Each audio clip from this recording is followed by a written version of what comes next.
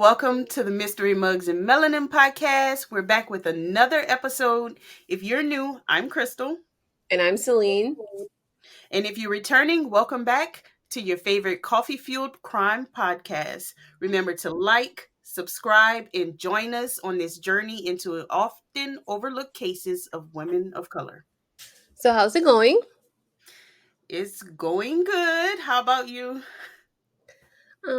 It's good. It's been a busy last couple of weeks. We're now 2 weeks without an episode, so Right. So I know you guys saw that we had not posted for 2 weeks, and that is because I was sick and my entire family was sick with COVID. So we had to put recording on hold because I was too congested to record.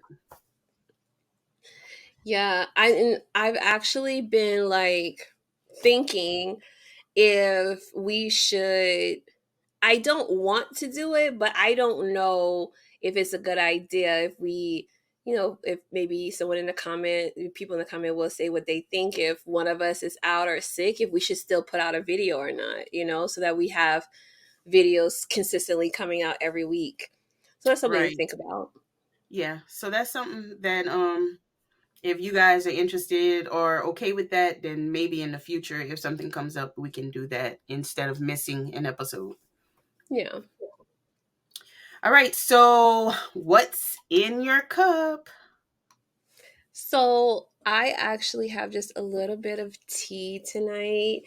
Okay. So I just have a little bit of tea tonight because we are filming at night today to make sure that we get our video out on time. And I didn't want to have, too much caffeine from coffee. So just a little black tea. What about you? So I agree. I have my iced tea. So that's what I'm drinking. Iced tea tonight. Nice. Let us know what you are drinking in the comments. We love to hear. Right. All right. So with all of that said, what is the case this week? So for this week's case, I took a little bit of inspiration from our last case that we did, being somewhat more recent instead of, a case that's from years and years ago. Mm-hmm. I also took I've been researching a lot of cases, and the case for the University of Cosmic Intelligence and the six missing that we did Mm-hmm. has actually led me down a rabbit hole to other cult cases. So that's in the pipeline. So be prepared for that. You know I'm But all about cult cases. I know. I can't wait to have those, and so that I can get your reaction to them for sure. But today's case, we dive deep into a heartbreaking and alarming case that continues to that exposes the vulnerability of individuals in our society. So, for today's case, I read quite a few articles, including articles from NBC News, mysanantonio.com, Houston ABC 13 news articles, and some court documents. Today, we'll discuss the disappearance of Deundrea Ford, a 21-year-old mother from Houston, Texas. Her story is not just a tragic disappearance, but also a chilling revelation of the complexities surrounding her life. Oh wow. So let's get into it. Let's go. Well, before we start, have you heard about this case? You know that I'm really bad at recognizing names. I have to hear what True. goes on to know if I heard about it. I'll let you Well, know. let's see. Let's see. So, one thing about what we when we do our cases or our research for our cases, we don't tell each other about the case. Right. Sometimes we'll say a few things, like the last one I told Crystal that it was about a cult, which piqued her interest, but we don't really give away too much, and sometimes it's kind of um I guess to notice if to figure out if one of us remembers or notices the case. So we'll see. And I just want to say that I know I don't know if any of the viewers have noticed that Celine has been doing most of the research and most of the cases. And I just want to tell you thank you because she really is picking up the slack because my life has been a lot more chaotic on this end, so I haven't had the time and the ability to research, and instead of letting the ball drop, she picked up the slack. So I just want to say thank you for that, and in the future I will, pick up some of that load. Of course. Of So course. y'all just thank Celine for while we are able to still get episodes out. Okay. Well, you're welcome, everyone. No, Woo, all the crowd. clapping for us. Maybe we can Yeah. add some applause in the editing. No, I'm just kidding. So, okay, let's jump right into Deandrea's case. So, while there isn't a ton of information on Deandrea's early life from what I have gathered, the family is from Houston, Texas. She has a brother and two sisters and a host of family members that care and love for her. She also has a 4-year-old son. She was living with her grandmother, Bridget, at the time of her disappearance. Bridget describes Deundrea as a loving mother. And then she said that she's also very friendly. And she said that there was nothing that her granddaughter wouldn't do for anyone if they needed. Like if they asked if she could, she would. Okay. So she was a very giving, friendly person. Deundrea Ford went missing on the early morning of September 22nd. And I'm saying it like that because going through articles, there was some discrepancy. Some articles said September 21st and some said September 22nd.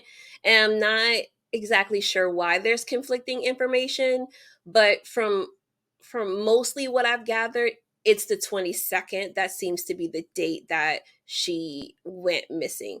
I think it has something to do with like the hours, Mm. like Like night. when some right, when it's that like 3 a.m., 2 a.m., and people are like, "Oh, it's this day compared to this day." So I think Hmm. that's where the discrepancy comes from. Wait, so what year are we in? Oh, I'm so sorry. This is 2023. Oh, okay. So the Hmm. very recent. Okay. Very recent. So, either way, whichever day it is, this left her family and friends devastated and worried for her safety. She was last seen near the East Freeway in Houston, and her family does believe that did believe she was abducted at the time. So there is video surveillance of Deundrea getting into a white van with an unidentified man outside of her job, Diva's Bikini Sports Bar. And she had only been working there for a few weeks, according to her family. Her grandmother says she had been working at Diva's Bikini Sports Bar and Grill for about 2 weeks. Bridget said that on September 22nd, she started getting phone calls from family and friends asking if she had heard from Deundrea. According to Bridget, Deundrea had spent a couple nights at a friend's house before that. So it wasn't unusual that Deundrea wasn't home because she had been staying at her friend's house. So she says that she found out later that on September 22nd, around 2 a.m., Deundrea had tried to call a friend, and we don't have the name of the friend. It's a fairly new case, and there are a lot of, there's not a whole bunch of information. Hmm. But the friend was asleep and missed the call. So later, the friend did try returning the call, and Deandre's phone just kept going to voicemail. So this prompted other friends and family to also try to call and text Deundrea and see if she's okay, see what happened, but they also got no response. So Bridget said that she reported her granddaughter missing that same day on the 22nd. The Houston Police Department at the time said that Deundrea was last seen being dropped off by a family member around 10 p.m. on September 21st. And reports suggested that Deundrea told her family that a friend was supposed to pick her up later that night. This is before they discovered the footage of her getting into the white van. Okay. Right. So she got into the white van like willingly. She knew who it was, or do they think she knew who it was? They do think that she does know who the person, even though no one else seemed to know who he was, like her Mm-hmm. family and everything. It does seem that she was somewhat familiar with him, and we'll get in. Excuse me, we'll get more into that a little bit as we continue on through the episode. Bridget does say that Deundrea always stayed in contact, and she would never go long periods of time without speaking to her son. Mm-hmm. So that's where the issue comes, where a lot of time people are like, oh, maybe they just left or whatever. She spoke with her son daily, and not and he would call her, she would call him. She Mm-hmm. wouldn't go days without speaking to her son. Usually that is what is the tell whenever a mother goes missing, is usually when they don't have any contact with their kids. Exactly. Exactly. Now, to understand the complexity and why I said this case was kind of complicated, we do have to go back a little bit. And if you were to do a Google search for Deandrea right now, you'll see that she was tied to a different case as a victim and a witness. Oh So, wow. right. So we'll back up just a little bit. So we go to May 2023. Houston Mm-hmm. Police Department officers responded to the Villa Americana apartment complex in Southeast Houston at 5900 Solinsky Road. So they were called because an unidentified man had been shot and was found dead inside of a vehicle. According to police at the time, there was not much information given. Like, they were kind of like, we're not exactly sure what this is. um this was on May 18th, 2023, and the only thing that they had to go on was on May 6th, a few weeks earlier, a 16-year-old was also killed on um Solinsky Road while he was in a parked car with his mother. So police are unsure if they are connected. It seems like it could be, and they're just kind of unsure of what is going on at this time. Mm-hmm. So in June of 2023, after some investigating on this murder in May, Jarrell Tavon Wheeler, a Harris County detention officer, was charged with capital murder and aggravated assault with a deadly weapon for his role in allegedly setting up a plan to rob and kill Otis Keith Parker, who was eventually identified as the man that the police found in that car on May 18th, Oh wow. the man that was shot in that vehicle. Okay. So Wheeler was arrested during his shift at the Harris County Jail at 1200 Baker Street, right in the middle of his Ooh. shift. I hope they didn't put him in that same jail. That would be harsh to say the Whoa. least. But karma. Yeah, So right. so eventually he waived his appearance in probable cause court hearing of that evening. But it turns out, according to court records, that this murder was the result of a setup that um, uh, was to rob the victim of about $1,500 in cash. Yeah. Okay.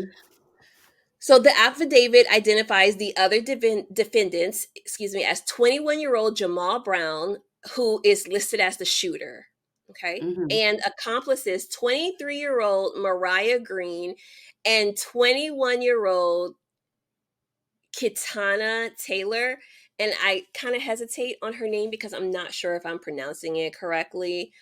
But according to the 7-page affidavit, the defendants plan to rob and kill Parker and Deundrea over $1,500 in cash. Wait, so their plan was to kill Deundrea as well? Correct. Oh, wow. So I wonder So how she knew them or how they knew her. right. So, based on the affidavit, at about 4:30 a.m. on the day of the killing, Deandrea was sleeping in the front passenger seat of the car driven by Otis Parker when she said that she heard gunshots as the vehicle pulled into those apartment complex in Southeast Houston. She heard gunshots and that woke her up. So, Deandrea and Kitana Taylor, who was in the back seat of this car, had just returned from Baton Rouge, Louisiana, where they had worked at as dancers for about a week. And so Mm-hmm. they were returning back to the Houston area with the cash that they had made. Mm-hmm. Parker, Otis Parker, was behind the wheel and was fatally shot. As we stated earlier, the police responded to his murder. Bullets barely missed Deundrea, who escaped unharmed out of the car's back passenger door, and she escaped. Um, Gone. She ran. So, according to court documents, on June 30th, a judge issued a no contact order between the defendants and Deundrea, Mm-hmm. excuse me. Now, Harris County Sheriff Office deputies fatally shot Brown, who was the one who was named as The the shooter. shooter, right, on July 12th while they attempted to serve him with a murder warrant. And the remaining three defendants remained incarcerated without bond. But we have to back up a little bit because there was a text exchange between Brown and Kitana Taylor. And the affidavit shows that Brown allegedly texted Kitana and said, she gotta go too, in reference to Deundrea. So Catania, okay, so Catania and Deandra went to Baton Rouge for a dancing gig. Right. Came back to Houston with Mr. Otis. Otis in driving, but Got Catania was in cahoots to right. rob Deandra of her dancing money, even Hmm. though she was with her. So she must have called back home and like, we made all this money, we can rob her and get the money too. But why they need to kill Otis? Don't know. But it's $1,500 also. It's not enough. It's not That's like they not have enough like money, guys. $10,000, like Right, she could have just split her money and been on her way. right. Okay. I mean, criminals are not the smartest. Just No, that's true. That is true. So now we have the three defendants in jail. One hmm was shot, the shooter, and then we have a witness, young yeah. our young mother, Deundrea Ford, who Mm-mm. actually, like we said before, had a judge issue a no contact order between her and the defendants, which highlights the seriousness of the threats against her. Yeah. And now in September, she disappears. Mm-mm. Okay. So I feel like you know, not only is the need to highlight like urgent action in locating Deundrea Ford, but it also raises a broader question about the safety and support of individuals caught in such situations, especially women of color. At the end of the day, she was a witness to a capital murder, Right. and Right. she could she could just disappear. It Right. kind of Was she given the support that she needed in for security? right. Like just feel like if they knew that there were threats against her, there could have been a little bit more caution for her safety. Like, some sort of uh cop watching her home, some sort of, I mean, witness Her protection job, until something, after right. the Yeah, trial. exactly. Something. Something until after the trial. Exactly. I agree with you. So now we're back to September of 2023 when Deundrea goes missing. Okay. Now, at the time when Deundrea went missing, detectives were not really releasing any information about the case, in addition to the initial missing persons alert that went out, right? But at the same time, some people in her family weren't particularly convinced that this had something to do with her being a witness in the case. So, yeah, basically her family's not convinced that it has something to do with being her a witness. They're not sure. It could have it there's quite the issue of human trafficking in Houston. If anyone is not aware, it's an issue in Houston, Texas. So they're like, is this human trafficking? Was she abducted? What is this? What's going on? All basically, they just wanted Deundrea home. They just wanted their loved one home. She has a young son, and her family says she wouldn't leave her son. She wouldn't just leave without her son, without anyone in the family knowing where she was going. She just wouldn't do that to her son. Right.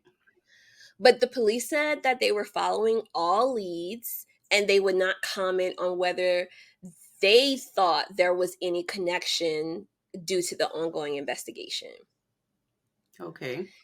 Now, before I even go into more, I just want to say that Deundrea was a witness in a capital murder investigation and she went missing, and how many people actually knew her name and heard her story.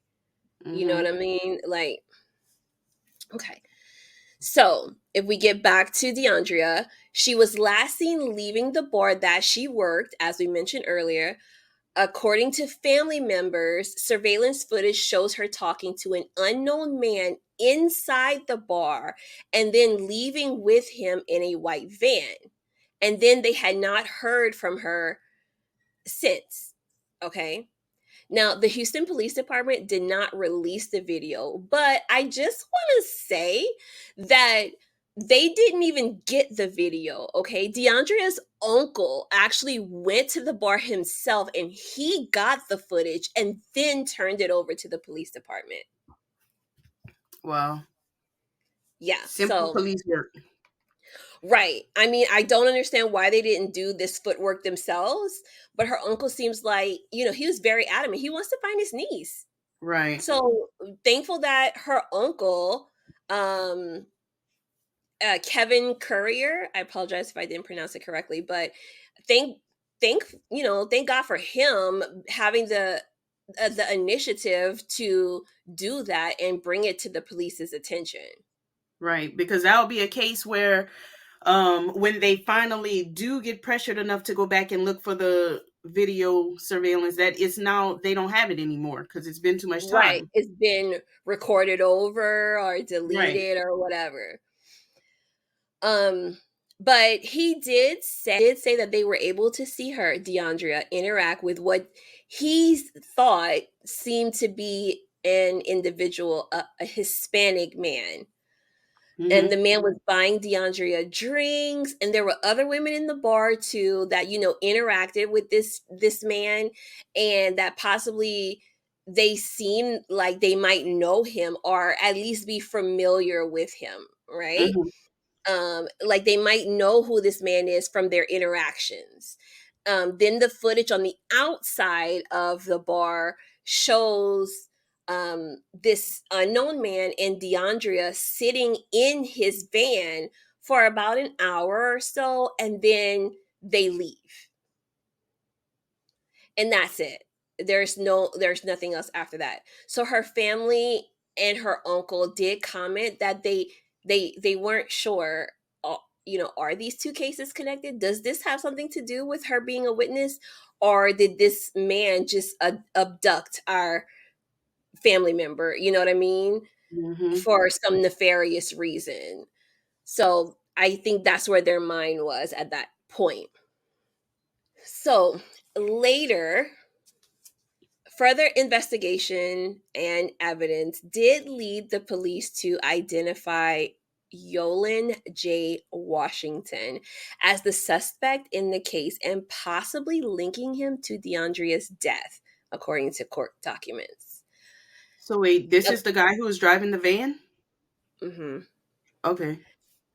According to Washington, Yolan Washington, allegedly, he said, allegedly, he paid Deundrea for sex for the night, which doesn't change anything about Mhm. the case, but it is something that he is alleging. We don't have her side of the story, though. Right.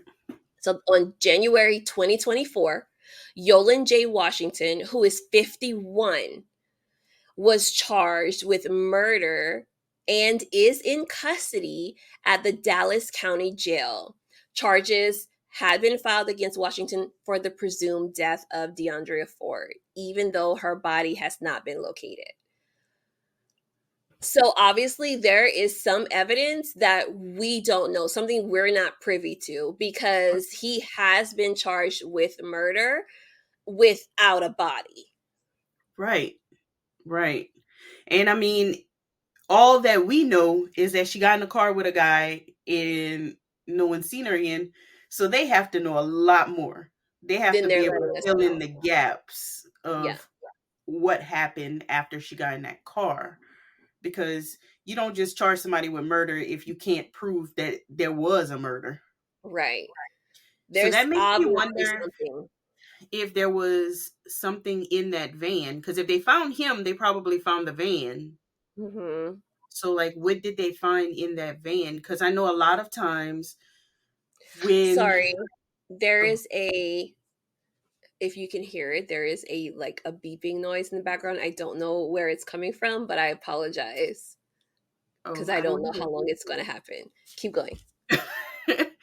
But I know a lot of times in cases where there's no body, the reason that they can classify it as a murder is because they found like substantial blood that Right, or prove that evidence. if someone bled this much, they can no longer be alive. Right, exactly. So So, that makes me wonder about that van. me too. I definitely um wonder what else they have. I also wonder if they have, is Yolan Washington connected to the other defendants, the ones that Right. she was a witness to? Like, do they have a connection there? I mean, obviously they have to save some of these things for court. They can't let us know everything. This is still an ongoing case. But it makes me wonder, like, do they have a connection there that they're not saying? There's just so many things that could be, but I definitely feel bad for her family and her friends, of course, because they're just left to wonder, where is she? Yeah. And I mean, to declare, declare it a murder and you haven't found the body, like, does that mean that all hope is lost for them? Or, Right, you know, right. so Yeah. that has to even be harder than knowing. So, like I said, this is still an ongoing case, and anyone with information in this case is urged to contact the Houston Police Department Homicide Division at 713-308-3600, or you can speak to someone anonymously through Crime Stoppers at 713-222-TIPS, and we'll include this information in the description box below. It's just a sad story, honestly. But I do want to say that one glaring aspect of Deundrea Ford's story is that, let's just be honest here, because it's really hard to overlook the stark contrast in media coverage when we compare cases of Gabby Petito or Natalie Holloway, who's been in the news for how many years? Hmm. Right? Stories, like stories of missing white women, dominate the highlights. Excuse me, the headlines is what I wanted to say. And Deandrea's story a young Black woman, a young mother, has received significantly less national attention. And at the end of the day, she tried to do the right thing Right. by being the state's witness to a murder. She put her own life in jeopardy. And this is a case that I haven't heard of. We're in the Austin area, so we're in Texas. I haven't heard of this case. I'm interested to see. We both have connections to the Houston area, and I'm interested to see if some of my family members are familiar with this case who live in the area. But yeah, it's an ongoing problem, and I really appreciate podcasts. You know, are the people who are really bringing attention to some of these cases that the traditional media is not. It's So not exactly. And So this is why we really appreciate when our podcast will gets shared, because it helps to get these cases out. exactly, exactly. And it really just bothers me because she just put her life in jeopardy, like I said, to be a witness, to do the right thing. And whether or not that is connected to her disappearance, it's essential to it's still very important to address the disparity and question why the media tends to prioritize certain cases over others. And we just can't continue to ignore the fact that systematic biases and societal norms play a role in the unequal treatment of missing persons based on race. Like, let's be honest. And the disproportionate media attention given to cases involving white individuals, it perpetuates a harmful narrative that some lives are more valuable or newsworthy than other lives. You know what I mean? Like, Right. this should have it's easy to get on the interstate on I-10 in Houston and be in another state in a few hours. You know what I mean? This should have national attention. This van, the license plate, it should have been nationally shared. Everyone should have been looking for this van. Every missing person deserves the same level of urgency and media coverage, regardless of their race or background.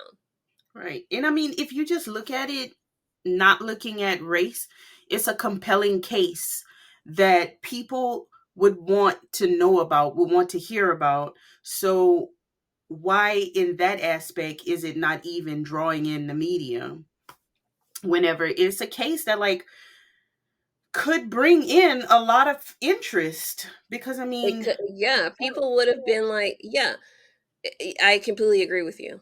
right, like, it's someone goes missing after witnessing a murder. That is something that people want to hear about. So why is that not even something that the media would pick up? Is it because of her line of work? Is it because of her skin tone? Because both things has, They contribute. You're right. right, Yeah, yeah, you're definitely right. And Deundrea Ford's case is just it's a stark reminder of the importance of amplifying voices of marginalized communities and advocating for equal treatment in the media, whether it's race, like you said, whether it's what people do. We know this is nothing to do with Deundrea herself, but she, from what we understand, she did like dance and things, but we know that other women who like dance are sex workers or things like that. They sometimes don't get the coverage because it's like, for what? But they're just as important. exactly. You know, it's important for us as a society to challenge these biases and work towards more inclusive representation of missing persons. Yes, And while Deandrea's story may not have garnered the same national attention as other high profile cases, that is why we are here. that is This our is mission. something That's it is. This is the something that compelling. we want to change, and we believe that every missing person, regardless of their race, ethnicity, sexual orientation, career choice, they deserve justice and visibility. Right. And that's why this is where you, Brew Crew, come in. and you spread the word. You share, you share, and keep these things in people's face and keep talking about it. And that is how this is going to work. That is the Yeah, only way that this works, is if we become the media. exactly. No, you're absolutely right. You're absolutely right. Right, And we will continue to follow Deundrea's story.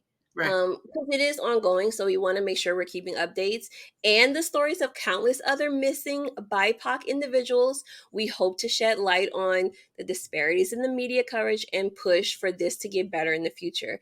But we definitely will keep tabs and update you guys as often as we can when there are any updates. Or um, I'm just hoping that eventually, while I know they will never really have peace, I just hope that, you know, they can, we, all of us, we can figure out what happened and Yeah, bring a little bit of closure to her family, hopefully. yeah. All right. So this has been a heartbreaking case as Yeah. usual, really. But we just appreciate you guys for being here and for watching and for sharing. And we hope that you stick with us. If you are here before you leave, don't forget to hit that like button. And also don't forget to subscribe, because that's the only way that we'll get in the algorithm, is if we have some interactions. Comment down below. Let us know what was in your cup. Have you heard about this case? What do you feel about this case? Keep the conversation going. Follow us on Instagram and also on Facebook. And TikTok. We just started a Oh, TikTok. and TikTok. All the And links will be down below. all the links will be down below. And I have been just kind of keeping tabs because we do actually upload our podcast to Spotify and Apple Podcast, wherever. So if you're ever wanting to listen and you don't have the capability to watch, like if you're in the car or something, I won't say that some people watch their podcast while they're driving. What people? I won't say, but you can definitely catch us on wherever you get your podcast. We do put the video, the episodes on there as well. Correct. But we are very grateful for all of the support we've had, and I feel like we're growing very organically, and I'm very happy with it. Right. And I hope y'all like the name Brew Crew. Because we came up with it right before we started recording, and I decided Right to just run with before, it. literally, maybe 2 minutes before we started recording. All right, you guys. That's all we have for y'all. We'll see y'all next week. Bye.